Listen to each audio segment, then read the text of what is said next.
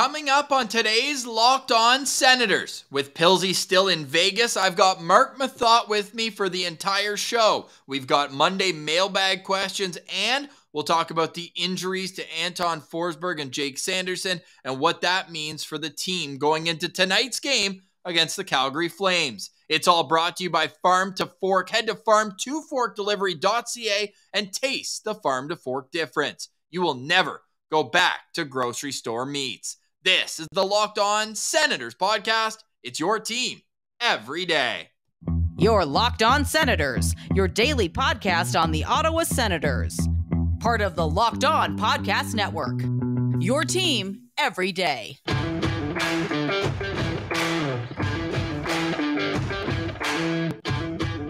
I'm Jake Sanderson, and you're listening to Locked On Senators podcast. I'm Tim Stützle, and you're listening to the Locked On Senators podcast. Welcome inside episode 734 of the Locked On Senators podcast. I'm Ross Levitan on the outskirts of enemy territory in Winnipeg, Manitoba. And Pilsy is recovering in Vegas, so we are very pleased to be joined by the best ODR player in the city of Ottawa. It's Marc Methot. Meth, what's going on today, brother? No ODR. We've had so much mild weather now over the last few days that it's basically nuked everybody's rink. And so it's felt like an odd winter in that regard. We had that real cold snap a couple weeks ago, but I mean, it's been about 6 weeks of legitimate outdoor rink weather, maybe in Ottawa. So it's been a bit of a bummer in that regard, but here we are. I heard the canal hasn't even opened yet. Not yet. No, I doubt it will, because we're going to get now. Not that I'm here for a weather report, but we're going to get some seriously mild weather this week. And they had to cancel Winterlude, which is always a lot of fun. So it's been a bummer for us because we've got our young kids. They're finally at an age where we can take them out. And we haven't been able to do so. And I don't feel like it's ever going to open, which sucks.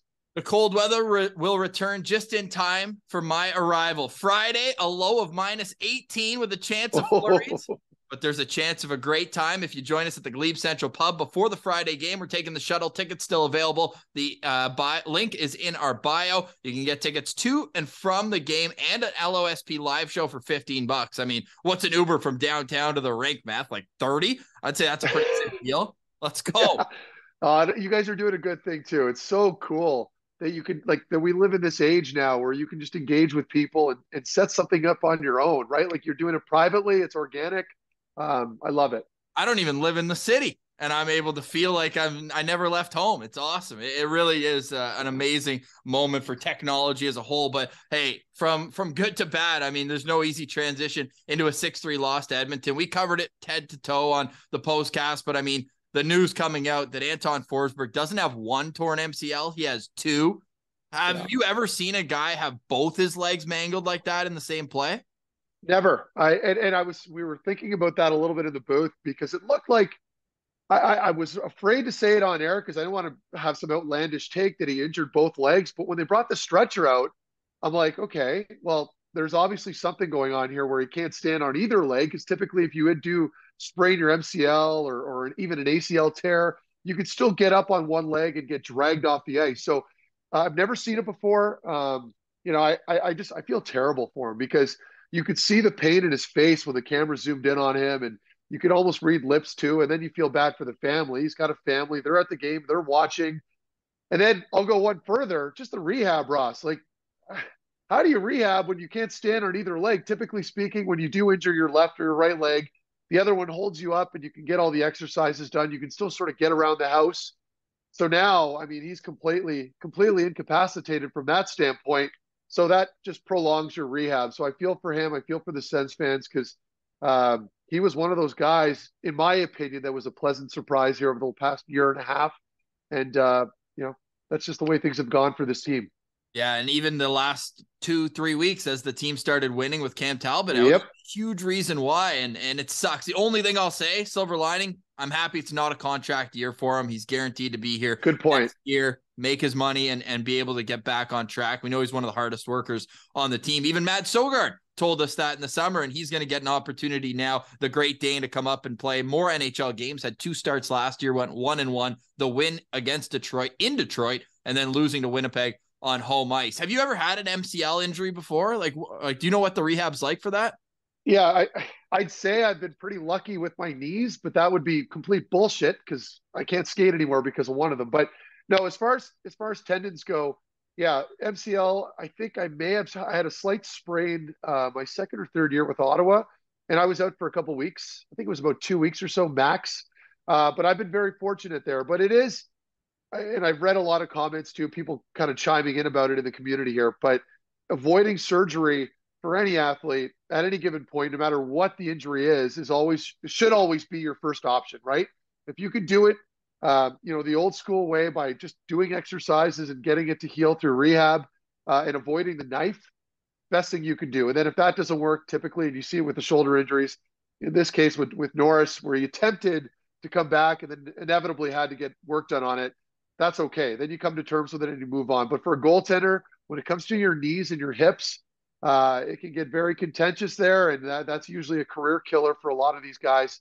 And Noodles talks a little bit about that on the broadcast as well. So good for him that he's going to try to get it back. And it just goes to tell me that it isn't as severe as we all thought it was. I know DJ said it was what 2 to 3 weeks is the new 2 to 3 months potential. He said 2 to 3 months. Yeah. Or sorry, 2 to 3 months versus the 4 to 6 months if it was surgery. You're correct. So I guess that's still a good chunk of time. He's probably not going to play another game this year. So again, puts Ottawa in a very peculiar spot, but they're not on a playoff hunt. So there is a silver lining there, I guess, if people want to hear that. Marc Methot is not cautiously optimistic about the Ottawa Senators' new title. Not anymore. No, it's fair. And it's almost maybe a blessing in disguise. We're going to get into what this means for the trade deadline next segment, and a bunch of great questions came in on Twitter for Meth. So we'll have a Marc Methot Monday mailbag for you coming up. But I want to get into the play itself. Like, you're a defenseman, you've been blocking out, making sure you get guys out of the crease. Zach Hyman, known to be in there. Jack Richardson made note on the postcast. He's had 5 disallowed goals for goalie interference this year. Just Zach Hyman. Now, Travis Hamonic gets 2 hands on his back. Like, how would you have played that? And who are you placing blame on in this situation? Oh, yeah. Well, listen, I'm not going to. First of all, Hamonic probably feels worse than anybody at the moment, and I don't feel like he needs to be lumped in on anymore. You already got slashed in the face earlier this year. Like, he's had a tough call. He's taken his licks. I can recall. I forget what year it was, but I had a similar incident with Chris Kreider running into Craig Anderson. Now, I didn't shove him per se in Anderson, because Kreider, as we all know, very strong, very good skater, would move real quick. And I kind of got locked in with him a little bit, and then he skid and fell into Andy. And I think it was Andy. It could have been Leonard. No, it was definitely Anderson. And I think he had he had a knee injury on that play. So I know what it's like, and things happen so quickly.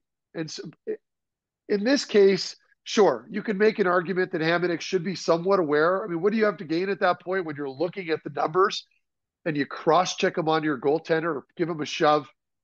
I think even if that is in fact the case and you're aware of what you're doing, you don't think that your goaltender is going to blow both his knees out, right? And for the life of me, anytime a goaltender gets hit, for whatever reason, they always seem like they get injured on the play. And it's probably just from not being used to contact throughout their careers. Obviously, they're wearing all that big, bulky gear, so it's unavoidable to a degree, and they're not as mobile. So, yeah, I feel for Hamonic. Is there anything I would have done differently? Yeah, I probably wouldn't have shoved him on there, but it's easy for me to say that from up in the booth when I'm watching the game. So unless you're there on the ice, making those split-second decisions, it's really hard to know what the alternative scenario would have been had he done something differently. And obviously, you don't want to get scored on. So I guess I've essentially kind of tiptoed around this entire answer and haven't given you a definitive one. But for me, yeah, avoid the contact at all costs when you're looking at numbers. Now, it's a different story if he's coming in quickly like Kreider did with me. But in any case, it doesn't change what happened. I don't know what you've heard or what you would do, Ross, but from my experience, things happen very quickly out there. It's usually unavoidable. Well, I can just give you the goaltending perspective where when you're in that reverse VH and your left leg is up against the post, you have no give. There's no give at all. And you're that way your bottom from your knee down is locked in, but then when you get pushed up, it's a snapping movement. That sucks. And it's funny you say that, because from a defenseman standpoint or a forward, whoever's making the contact, you don't know if he's at the end of his shift. He could be exhausted, not necessarily thinking straight. It happens in the third. He's been played quite a bit at that point. there are so many variables that get tied into this that there's not one easy answer. So it would be disingenuous of me to just sit here and say, well, yeah, I would have cross-checked them. Like, you don't know that. You don't know how you could be in a fog. You could be exhausted for being on the ice for almost a full minute, whatever it may be. So I think we give him the pass on this. It was a freak accident. These things happen. It's just hard not to address it, or at least talk about it now with all the injuries that the Sens have had. So it just kind of magnifies all those little problems that much more. I should say too, the internet, what a gift. We talked about it earlier, but I've already been able to pull up and see the play that you're talking about with Kreider injuring Craig Anderson. It's 10 years ago next week, Matt. You feel old yet?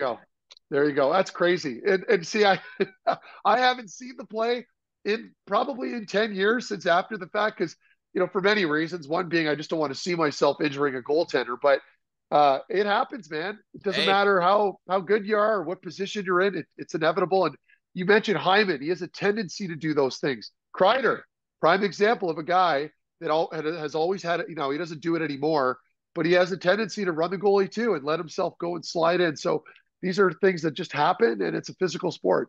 I should note that you're wearing an A in that game too, paired with Chris Phillips. Well, it was probably stripped afterwards. Who knows? We'll see. But yeah, occasionally I've been known to wear one. Craig Anderson's still playing. Unreal. Whereas the Senators are going to play a goalie who, I'm going to do some math, yes, was born after Craig Anderson was drafted to the NHL. Mads Søgaard will be in goal. We'll get into that. And a Monday mailbag next. You are listening to Locked On Senators. Today's episode is brought to you by Athletic Greens AG1. It's a product that I use every single day. I've been on it for 5 weeks. I absolutely love it. Doesn't taste like it's super healthy, but it has kind of a mild tropical taste. I actually look forward to it every morning. Now, the question a lot of people ask me when they talk about Athletic Greens is, what is this stuff? Well, with one delicious scoop of AG1, you're absorbing 75 high-quality vitamins, minerals, whole food source superfoods, probiotics, and adaptogens that help you start your day right. This special blend supports your gut health, your nervous system, your immune system, your energy, recovery, focus, and aging. Basically everything. You have to discuss, when you talk about AG1, the fact that it's lifestyle friendly. Whether you eat keto, paleo, vegan, dairy-free, or gluten-free, it contains less than 1 gram of sugar, no GMOs, no nasty chemicals, or artificial anything. It supports your sleep as well. It's really just all in all great. And don't just take my word for it. It has over 7,000 5-star reviews, Athletic Greens. It's recommended by professional athletes, trusted by leading health experts as well. In 2020, AG purchased carbon credits that support projects protecting old growth rainforests as well. It's climate neutral certified company. So right now it's time to reclaim your health and arm your immune system with convenient daily nutrition. It's just 1 scoop in a cup every day of water. That's it. No need for a million different pills and supplements. To make it easy, Athletic Greens is going to give you 1 free year supply of immune supporting vitamin D and 5 free travel packs with your first purchase. All you have to do is visit athleticgreens.com/NHL network. Again, that's athleticgreens.com/NHL network to take ownership over your health and pick up the ultimate daily nutritional insurance. Today's episode is also brought to you by Farm to Fork, farm2forkdelivery.ca. Now, we love Farm to Fork for plenty of different reasons, but most importantly, it's a local company that does flash frozen premium seafood and meat delivery. So all you have to do is head over to farm2fork2delivery.ca and check out all the great offers they have. Also, when you grab your Farm to Fork delivery, yeah, it might get pricey, but why wouldn't it? Because it goes in the freezer. You can pull it out as it goes. So don't look at the entirety. Look at what you're paying per meal. More economical than going to the grocery store. Whether you're looking for steak, salmon, anything in between, go check out what you can accomplish at farm2forkdelivery.ca. Because you're a listener of Locked On Senators, you're also entitled to $40 off your first purchase by using the promo code SENS40. So use the promo code SENS40 and go check out an amazing website by local Sens fans. And it's just, you want to support local, you want to support Farm to Fork. Whether you're in the GTA, Montreal, anywhere in between as well, Ottawa, of course, they service the Ottawa area. You can go and check them out, farm2forkdelivery.ca. Go taste the Farm to Fork difference. You will never ever go back to grocery store meats. All right, Meth. One sec. I got to give a little pour out some for Brandon Pillar, who had the Philadelphia Eagles last night. That's tough. Any advice for Pillsy on this morning, where I'm sure he's feeling it? He was at Top Golf watching the game in Vegas, and that's a tough way to end. Yes, it is. Well, it depends how much he was playing with too. And I don't want to sewer him and throw him under the bus, but you start getting into the gambling game a little bit, and there's always risk involved. So yeah. I feel for him.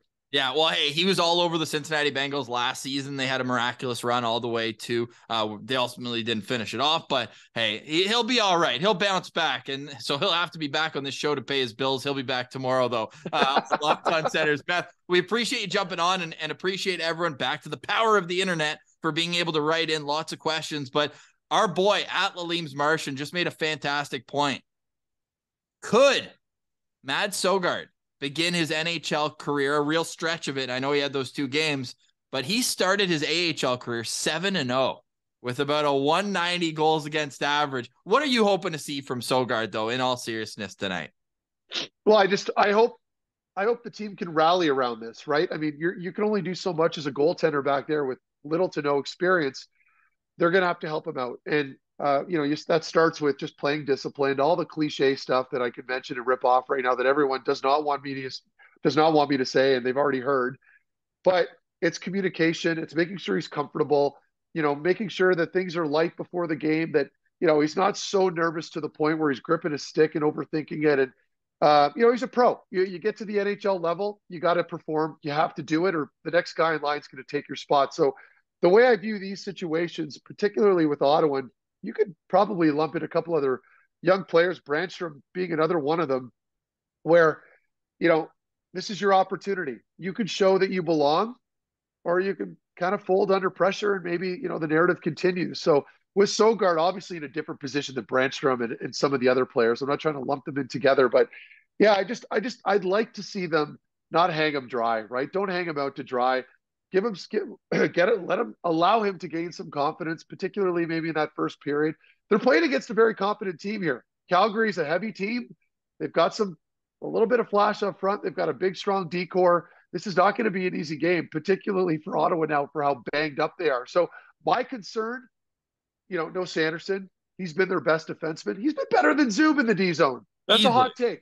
But I firmly believe, and I'm a huge Artem Zoom fan, obviously. But, so now your top, arguably your best defensive two-way center is out in Josh Norris. Your best all-around defenseman and Jake Sanderson is now out. That's leaving some significant holes in your lineup. So for Søgaard, it'll be on. He's going to have to be exceptional. I have no doubt there. I think one area, as I mentioned already, my last point will be try to stay disciplined as much as you can, avoid taking a lot of penalties, and they're just going to have to grind it out and find a lot of juice from some of these younger guys that perhaps can elevate their games a little bit more. And sometimes funny things like that can happen when you're relied upon to step up your game with a little bit more responsibility. You tend to just have a better game, particularly in short spurts, 5-game segments per se, where, maybe adrenaline and everything else can kind of contribute to that, and you can play above and beyond what you typically play at. So it'll be interesting to see. I know they made some lineup changes. They got Brassard down on that 4th line now with Kelly, and Austin Watson draws back in. So a lot of changes there. But, again, fingers crossed, because this isn't going to be an easy stretch for the Ottawa Senators. It's not the way we wanted to have both goalies in the NHL as recurring guest friends of the show. Kevin Mandolese comes up. Mads Søgaard's there. Both great guys. If you've missed either of their interviews with us, you can go find those on our YouTube or wherever you get your podcast. Yeah. Combined 2 NHL starts between them. Have you ever heard of a tandem with 2 NHL starts between them? I haven't, and that's where I think DJ touched on it last time, where it's like the guys have their work cut out for them. They have to help them out, and it's also up to Mads, right? Like, again, it's like it's not always going to be a seamless transition from the American League to the NHL. This is part of the job, and it's part of being a good pro. So while you're down on the farm, you're putting in all the work, you're making sure you're prepared. And so when this opportunity does arise, you come up and you take full advantage. And again, this is how players, you mentioned Andrew Hammond earlier, these are how these players find themselves in a good position where they can get a new contract or perhaps get an opportunity on another team if it doesn't work out here for them. So I'm excited to see what he can do. But my expertise beyond, between the pipes doesn't really go beyond this. This is something that you could probably chime in on a little bit more. You're probably more aware of what he's capable of. I just look at it from a point of view of this is an opportunity. It certainly is. I have the same amount of NHL games as Kevin Mandolese, though, as it stands right now. But that's a perfect way to open up. That's a perfect way to open up the mailbag, because Kevin Lee wants to ask you what the mood in the room was like as the Hamburglar run went on. And hey, I'm not here drawing too many parallels. I'm with you. The Sens are completely out of it. 10 points, and they just haven't shown enough consistent bounce back ability where they lose one, then they lose two or three. But I just want to say two guys were injured in that fateful game where Robin Lehner was crashed into by Clark MacArthur. The stretcher comes out for one of them. Last game, Jake Sanderson out, stretcher comes out for Forsberg. There are some eerie parallels between the two games that really felt like rock bottom, but I know it's very, very different too. Yeah. That's a tough one because, I think for me, when it comes down to it, we talk about the team depth. We talk about, well, what was Kevin's question? What specifically did he want me to answer? Like what the mood is in the room? As it went on, where you're like, this is a nice story. This is a nice story. No, wait, we actually have a chance here to make a run. I don't like drawing, because you mentioned not drawing parallels. This is not the same situation because I feel like our group was a little older at the time too. I'm not saying we had a better team by any means. I think we probably did a little bit, but we had some young guys at the time, but I think overall we had more growth and we had more vets in the lineup. So when Hamburglar came in, by the way, I was injured for a lot of that first half of the season too, I think. So my return coincided just a little before Hamburglar came back too. So some of our injuries were kind of coming back. Hammer obviously elevated his game to a point where he just played out of his freaking mind. The mood in the room was weird because you didn't know what was going to happen next. Hammer started stringing together some wins. And as a player, you thought, okay, we're getting a little lucky here. Hammer's playing out of his mind. This isn't going to continue. But as a player, the competitive side of you wants that to continue, obviously. And you're just so focused on the next game that you're never really thinking that far ahead. When you look back, it's a different story, obviously. But, I think for me, it was just we were constantly just surprising ourselves, and it got comical at one point because Hammer, wasn't even practicing anymore. He was so tired. You could just visibly see it on him, like the body language. He was exhausted. So you thought, okay, this is going to run out at some point where at one point, whoever we're playing against, they're going to score 8 goals and this little run of ours is going to come to an end. But it just persisted. And it was by committee too. It wasn't just Hammer. We had a lot of guys that would just randomly step their game up on any given night. Whoever it was, there was always someone else, a new hero stepping up. So, it was a bit of a magical season that I don't think you probably see for some time moving forward. But, it just, you got to stay positive in the room. I don't know how to elaborate any further because I have a hard time seeing a group like this replicating the same thing, but stranger things have happened. They made us so delusional. They made our delusions feel validated. It's like, no, we can do it. We can be 13 points out in February. It's all good, man. So was it around the same time? Was it around February? I want to say it was like almost a year to the day. Oh, wow. Okay. Well, then I guess, it can happen. I just don't see enough depth in the team right now for that to continue and replicate it. But anyway, February 16th, 2015. Okay. So that's crazy. Another parallel. I'm not saying, but That's fair. That's fair then. I didn't realize the dates were that close, but I stand corrected. Oh my goodness. Okay. There was some smoke over the weekend about lots of trades, big name trades around the league. We know Jacob Chychrun, it's like the 2-year trade where we think now he's going to LA, but who knows? But I want to talk about your old partner for a second. How sick would Erik Karlsson be on a power play with McDavid and Draisaitl? It'd be incredible. Now, I don't know what his feelings are as far as like where he'd like to go. But that's another conversation. But I mean, it'd be incredible. And it's funny because we were having this discussion. I was having this discussion the other night in the booth about what he would look like on this team, and he'd fit in. I'm in the belief on Edmonton. Right. I feel like it would be seamless for him. I mean, just imagine. I mean, that best power play with him feeding guys pucks. You're just adding another element, and there's an argument to be made there that sometimes you don't want too many of those top dogs on the same unit. if that makes sense. Only one puck.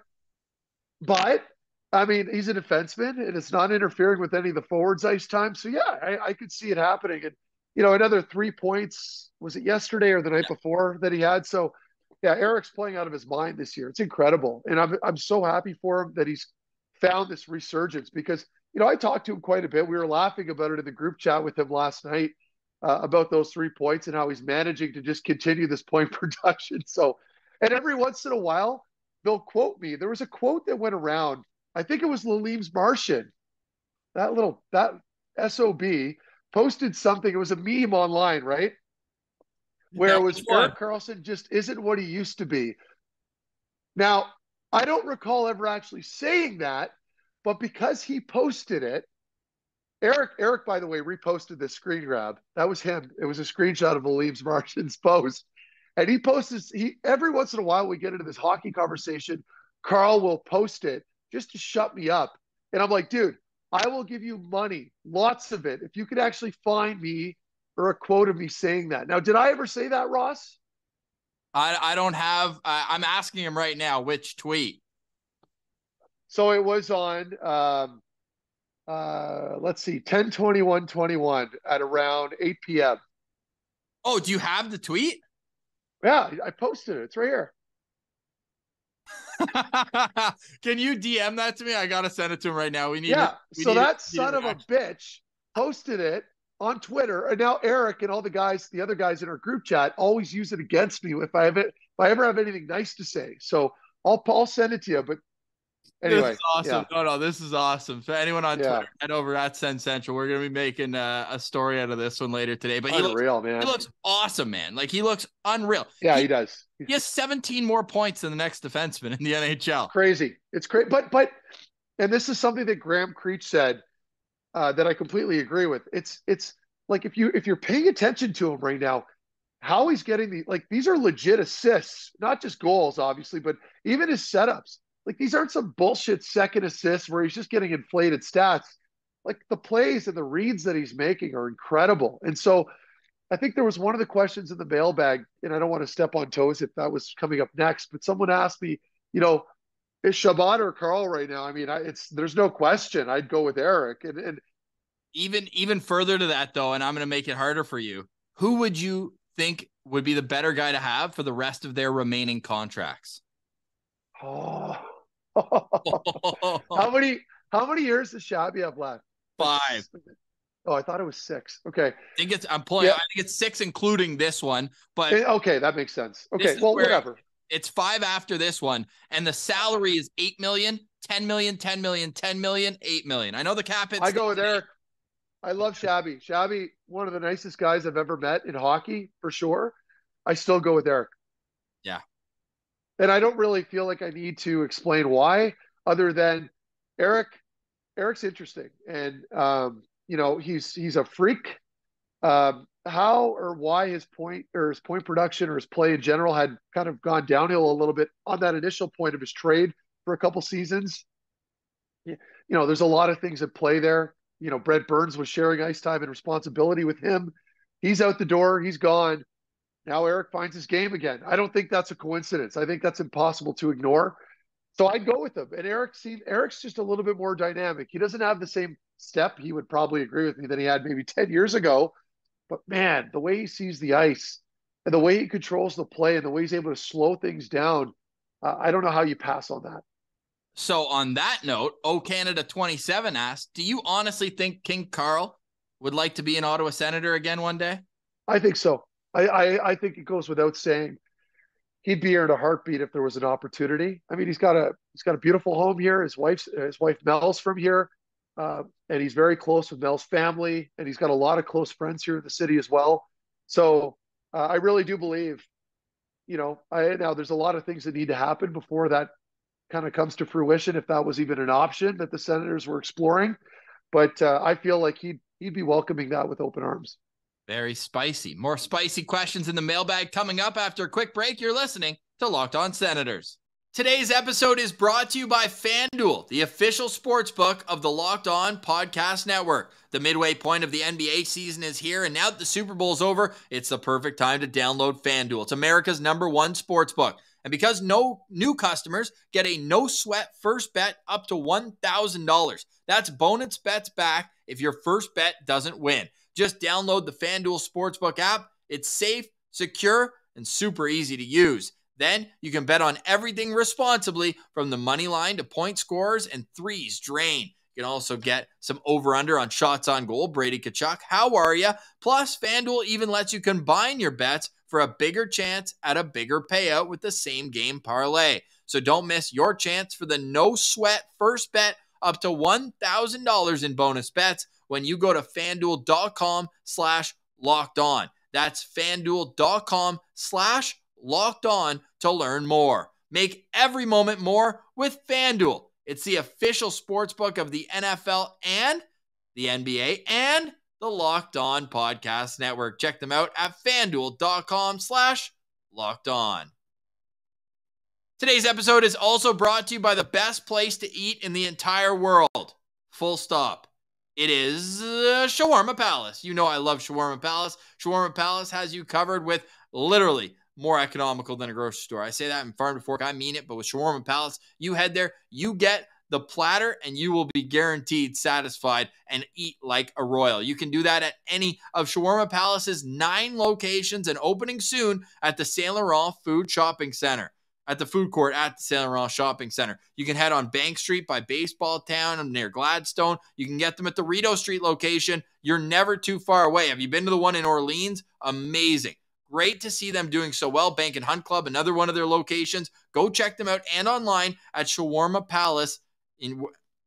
Shawarma Palace on Twitter. It's Shawarma_Palace, and you can go find them on Instagram as well. Always makes me hungry. We're coming to Ottawa this week. We cannot wait to get to Shawarma Palace. It's literally going to be my first stop off the plane and to Shawarma Palace. We love our friends at Shawarma Palace. Eat like a royal, and Sens game days taste better at Shawarma Palace, the official shawarma of the Locked On Podcast Network. All right. I'm here with Marc Methot, taking in some mailbag questions, and what an answer that was. I'm going to get Laleem's Martian to post a tweet of that answer. And Ross, I just want to add, if I sound odd, it's because I've had a congested nose now for, I think, 3 weeks. So when I'm going on these long rants, I'm losing my breath and having to kind of recover. So I apologize, a little lightheaded here. So I just wanted to kind of clear the air. You're just learning that being a podcaster ain't easy. You athletes, you think we just sit here and talk. It's not easy, man. You guys it's hard work. Yeah. Really hard work. Yeah, yes. Forwarding that one to my boss, no question. Back to the mailbag, and Austin Watson in the lineup. We are going to get to a game day preview, and we know he brings energy. He'll block shots with any part of his body. Team guy. They love him in the room. But let's be honest. We've seen, and maybe we've been spoiled over the years, because between Matt Karkner, between Chris Neal, all these guys, they would win almost every fight. Does the result of the fight matter to the guys on the bench, or is it just a willingness to step up in any situation? Well, I need to preface my point with the fact that I just want to say Gab LaFrance asked that question. Oh, right. Fair enough. Yeah. Okay, Gab. Like I have nothing but respect for it. I believe it should be a part of the game, and I love it. Okay. I find it like that tilt with Brady the other night with Kane. Love that stuff. I don't believe in stage fights. As a player, it didn't do a whole lot for me on the bench when 2 guys would just kind of square off, and a lot of it is self-serving in my opinion, but I do love the fighting. So, with Austin Watson, it's tough because you're right. He's not pounding on players. And if you're going to compare him to what the Sens used to have, it's tough, right? But to see a player lose fights all the time, if you want to say he's losing fights, it gets tough. And it's certainly, it's easier to get behind a player that has a swinging chance every other fight. And I'm not talking about Austin Watson. I'm just speaking generally. I think it juices guys up. But again, there's a time and place for it. And I've always been in the belief that whether you win or lose your fight doesn't really matter as long as you've stepped up and you're a willing combatant. That alone takes a lot of guts. And it's a very difficult thing to do in front of a lot of people. Austin Watson, I don't see him being in the long-term plans of this team. I think between the skating and all that stuff, I don't know that you're going to see him here maybe next year or the year after. But I will say this, I'll leave people with this. It does get me juiced up when I see a good fight. but I'm not going to single a guy out and say that he never wins a fight because I think that's unfair.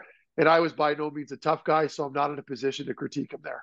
Totally fair answer. A very political answer, but I think people need to understand that it's probably the hardest job in hockey. Think about it. You're going to bed tonight knowing that there's a tough guy on the other team that you're probably going to have to bare knuckle fight the next day in front of 18,000 fans on live television. Typically and usually, it doesn't hurt. I've taken some good punches before.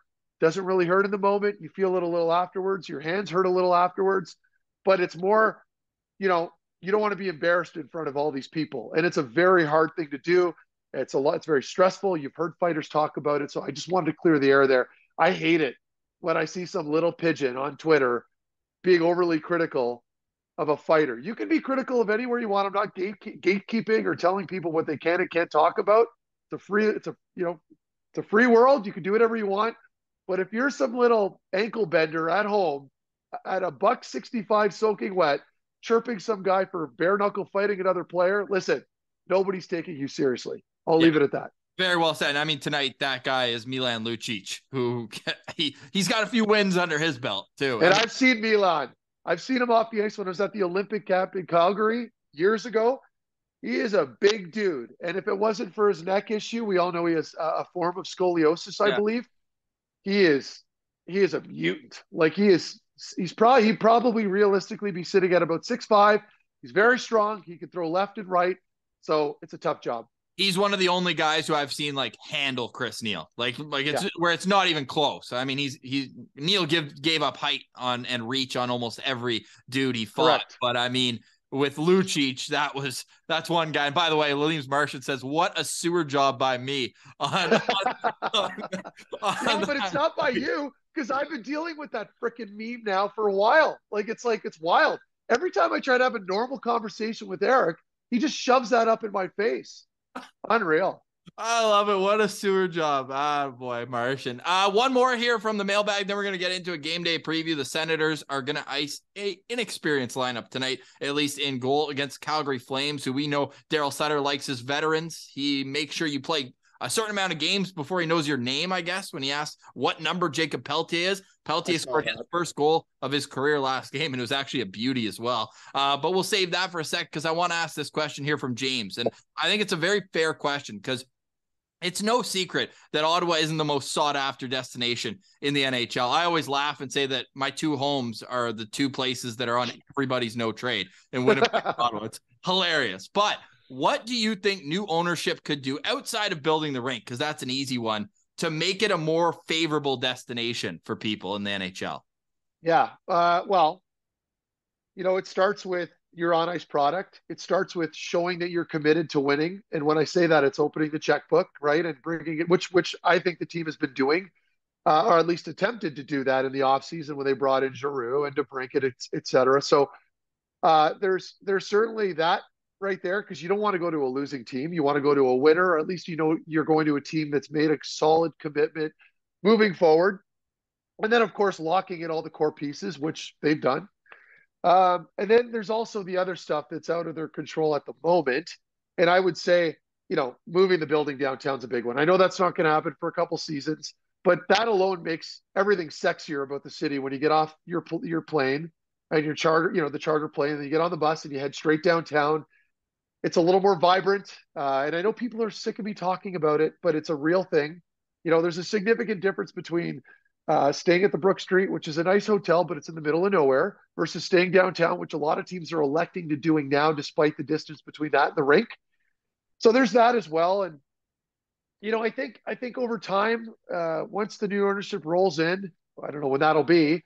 And obviously, depending on who's part of that group, it just draws more excitement. And then obviously committing to building at LeBreton Flats or wherever the hell the building's going to go downtown. That's another big one. I don't really know how else to elaborate on it other than, if you're a free agent and you're looking at the current situation, which by the way, I mean, I love my time here, but if you're a free agent that's a little unfamiliar with the city, it's kind of cold in the winter, obviously, and you're paying high taxes in Ontario. That's another big one. I'm sorry. It's just the truth. Quebec's high as well, maybe a little higher by half a percentile, but you're playing in Montreal. It's a different city. Center. It's big.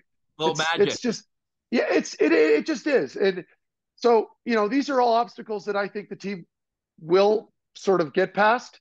Because listen, I still think people have every reason to be excited moving forward. I know times are tough right now, but things are going to get better. They just will. This team will inevitably get better as these core pieces mature, and hopefully they figure out the back end. You get a number one goaltender at some point, whether that's Forsberg or someone else, I don't know, but things will come in. And I think at the end of the day, you have to try to be optimistic because, putting a negative spin on everything all the time, it's exhausting. And there are times when that's warranted, but I think things are on the up and up. There's pending new ownership coming in. They're going to probably clean house. And I don't advocate for firing people all the time, but at some point, I think people just want the mediocrity to end. They just want to see that there's light at the end of the tunnel. You want to see some forward progress.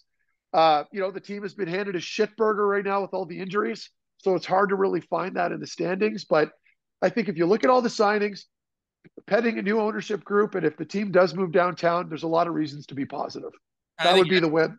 That would be it. Edmonton shows that like that. I think the travel's the worst from Edmonton of any home city in the league. And you look at them being able to attract players because the on-ice product has McDavid and Draisaitl, and guys are like, not only that, but they got a brand new facility. And I'm telling you, it's gorgeous. So when you're spending all your time at the rink, for work, and you've got this beautiful facility, and I know people can say, well, if I was making $1 million, I would play at the, no, nobody gives a shit about what you think, because at the end of the day, this is something that these guys have been doing for a long time, and they have other options.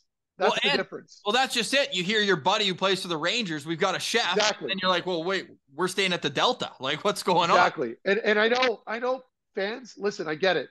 Nobody wants to hear this stuff. I totally understand. A bunch of rich prima donna young guys that have their pick at the litter of where they want to play. But this is just reality, whether you want to hear it or not. And that's not me shitting on Ottawa right now, because I would have said this firmly a couple of years ago. But now that you can sort of see it's happening, the wheels are turning. I think people have every reason to be excited. I just hope the process doesn't last 10 years. I hope we do see the rink relatively soon, and then we can stop talking about all this nonsense. We will be at that game, first game at LeBreton Flats. Hey, Meth, don't know if you just saw on Twitter, Erik Karlsson, second star of the week in the NHL. Hey, there you go. Good.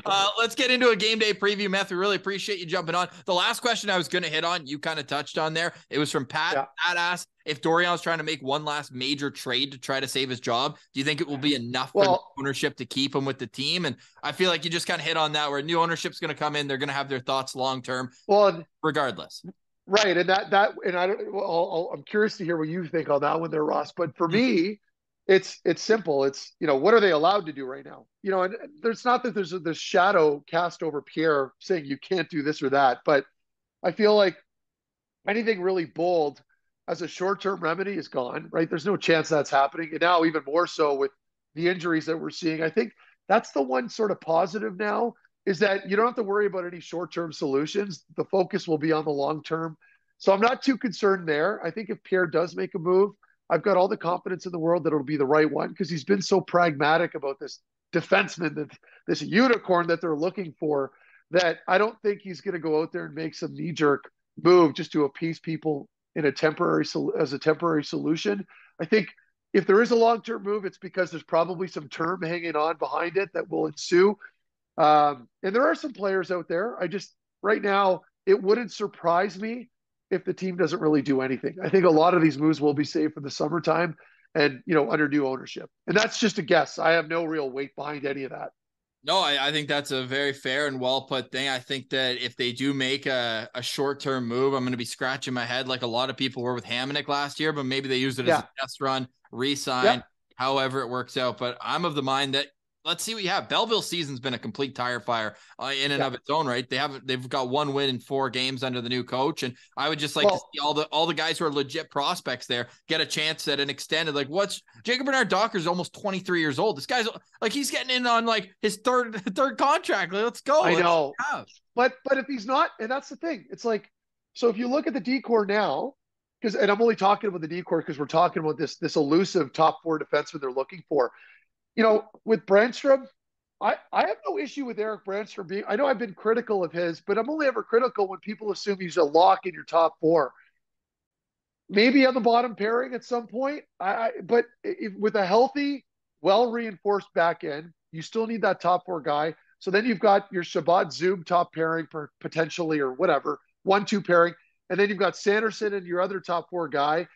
Cleven's what, a year or two at least away, probably. So he got suspended again. I know it's too. And you know what? I know I'm hopping all over the place here and I have so much to fucking say. With Cleven, that just kind of goes along the lines of what you and I went back and forth about on Twitter a couple of weeks ago. He doesn't belong in that league anymore. He's playing a man's game with a bunch of, well, I guess he's playing against other 20-year-olds. They're technically men, but there's a significant change there. He needs to move on. He's ready for pro hockey. Is he gonna be pounding on guys the same way right now that he has been in the NCAA? No, probably not. But you can just see that physicality to the point where he's making a mockery out of it now. He's hurting players.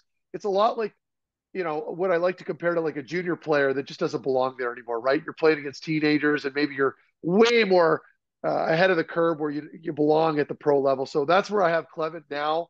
I don't know what he's going to look like next year, but I think right now, if they can still go after a legitimate top four guy, I don't know where he is. Gavrikov was a guy that I was looking at. I had a good conversation with Jody Shelley, who's the one of the color guys for the Columbus Blue Jackets. Ex-player, knows his shit, spoke very highly of Gavrikov and what he can bring to the table, but he's a lefty, right? Yeah. So again, it's hard to find a right-handed shot to play in your top four right now who's available when almost every freaking team in the league is looking for a top four guy. So the market's tough, and I don't know what the answer is right now. I think short term, maybe you just look at getting rid of like a Holden, a Hamonic, or whoever it is, a couple of guys on the back end, and just run with the last year of JBD and just what do you have? 20 games. I agree with you. And if it's not, then just move on in the summer because enough's enough. Agreed. I mean, going on 4 and 5 years since they've been first round picks, and it's just like, okay, we know it takes. But I haven't seen them play though. Like right. I don't know how they're doing in Belleville, and so unless they're knocking the door down, they'd be here right now. And that's. And I'm a huge fan of JBD. I'm a huge fan of Thompson. I think they're great depth pieces. But if they're not here right now, there's probably a fairly good reason for it, right? Because they're still electing to play Zaitsev. They're still electing to play some of the other old dogs. So that says a lot. Yeah, and tonight we'll see a pair of them reinserted, one because of injury, one as a healthy scratch. Dylan Gambrell comes out for Austin Watson. The Sens lines tonight, Tim Stützle between Brady Tkachuk and Mathieu Joseph. Ridley Gregg maintains his spot between Alex DeBrincat and Claude Giroux. Shane Pinto with Tyler Mott and Drake Batherson. And Derek Brassard between Parker Kelly and Austin Watson. It's career game number 993 for Brassard. On the back end, Shabbat with Zaitsev, Brandstrom and Zub, and Nick Holden with Travis Hamonic. In goal, Mad Sogard gets his first start of the season and third start in his NHL career. Is there one player in particular tonight, Meth, who you're going to be keeping an eye on, what we call our locked-on player? Yes. Tonight I'm going to be paying attention to Brandstrom. And I'm only saying that because I know he had a game the other night, had his goal, which, that's great, gets a little confidence back, but you have to start focusing on what your team's going to look like next season. And for me, he's going to get an opportunity to play with Artem Zub tonight. He's going to be able to show what he can do. Obviously, Mad Sogard is the obvious guy because he's your new goalie coming in that I'd like to see play well as well. But right now, moving forward, as far as the team structure goes, you got to start figuring out where these pieces are.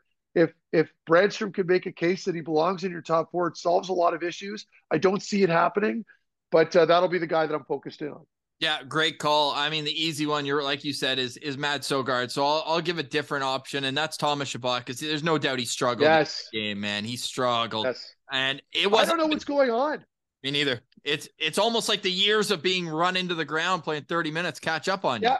And it's funny. I was in the gym this morning, and it's always the older guys that'll approach me and start talking shop about the team, and I love it. I have no problem with that.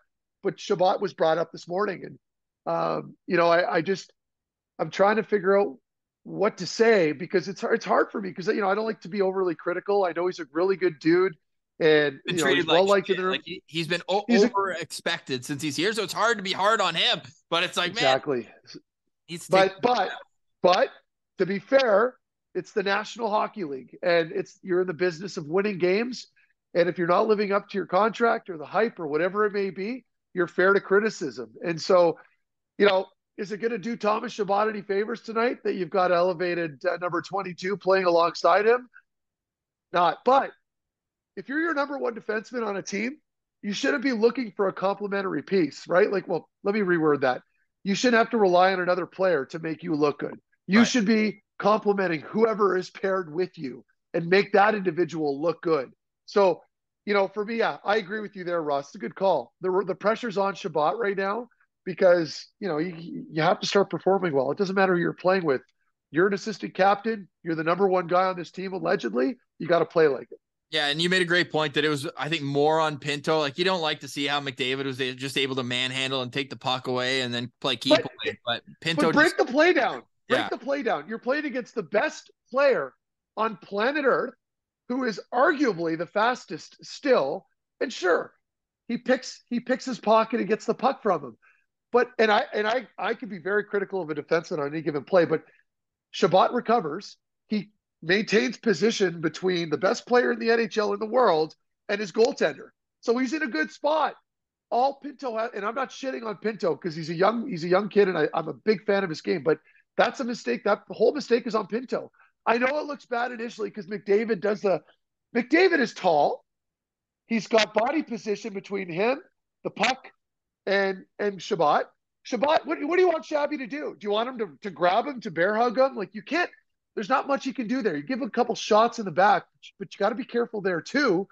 So it's all McDavid's mastered that. Exactly. So right away I came to his defense because it's like, no. Pinto, all Pinto has to do is just stay with his man there. I think it was Ryan, right? Yeah. Was it Derek Ryan? Yeah.